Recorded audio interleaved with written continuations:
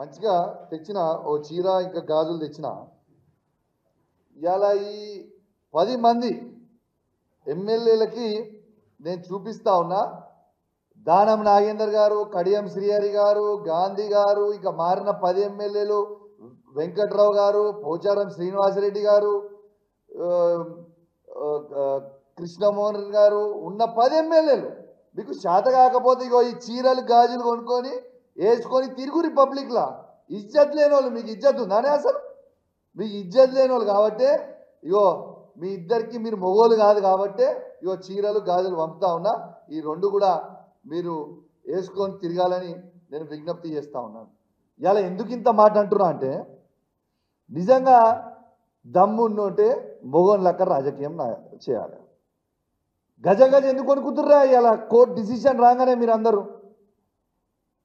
ఒకడేమో నేను పార్టీలో చేరలేదని, ఒకడేమో సుప్రీంకోర్టు బెంచ్ ఉండదని, ఇంకోటేమో ఇంకోటని ఖచ్చితంగా ఈ చీరలు గాజులు వేసుకోవాలి. మీరు రిజైన్ చేయకపోతే స్పీకర్ గారు నిర్ణయం తీసుకున్న కంటే ముందే మీరు రిజైన్ చేసి ఎలక్షన్లకు కోరి, లేదు అంటే ఈ 2 రోజులలో మీరు పోలేదంటే ఖచ్చితంగా ఈ చీరలు గాజులు మీ ఇంటికి కొరియర్ చేస్తా.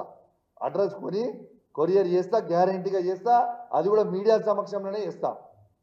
పుట్టికి కూడా ఏం చేయాలని తెలియజేస్తూ, మీరు ఎంత గజ వణికినా మీరు కేసీఆర్ గారిని మోసం చేస్తే ప్రజలు ఎవరు క్షమించడానికి సిద్ధంగా లేరు. ఖచ్చితంగా మళ్ళా మేము కేసీఆర్ గారి నాయకత్వంలో ఈ 10 నియోజకవర్గాలలో ఖచ్చితంగా మళ్ళా బీఆర్ఎస్ పార్టీ జెండా ఎగిరేపోతా ఉన్నామని చెప్పి సందర్భంగా తెలియజేస్తా ఉన్నాను. పదే ఇట్లా ఆడవాళ్ళను కించపరుస్తూ మాట్లాడే సంస్కృతి మంచిది కదా రాజకీయాలలో. ఈ దేశానికి ఒక మహిళనే రాష్ట్రపతిగా ఉంది. తెలంగాణ రాష్ట్రాన్ని ఇచ్చినటువంటి నాయకురాలు ఒక మహిళ సోనియా గాంధీ గారు. తెలంగాణ రాష్ట్ర ఉద్యమంలో అగ్రభాగాన కొట్లాడింది మహిళలు. అందరూ కవితలు గారు గుర్తుపెట్టుకోండి. కౌశిక్ రెడ్డి, నువ్వు చీరలు గాజులు ఆడవాళ్లను కించపరిచే విధంగా పార్టీ మారినటువంటి ఎమ్మెల్యేలకు చూపించినావు కదా, మేము కూడా నీకు ఒకటి చూపించాలనుకుంటున్నాము.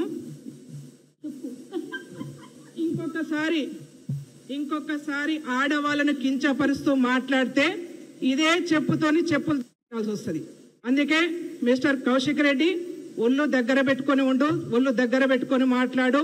ఆడవాళ్ళను కించపరిచే విధంగా టీఆర్ఎస్ నాయకులు, బీఆర్ఎస్ నాయకులు పదే మాట్లాడుతున్నారు కాబట్టి ఇవాళ మేము ఈ సిచ్యువేషన్కి వస్తా ఉన్నాం. కాబట్టి ఇంకొకసారి మాట్లాడొద్దని చెప్పేసి హెచ్చరిక జారీ చేస్తా ఉన్నాం.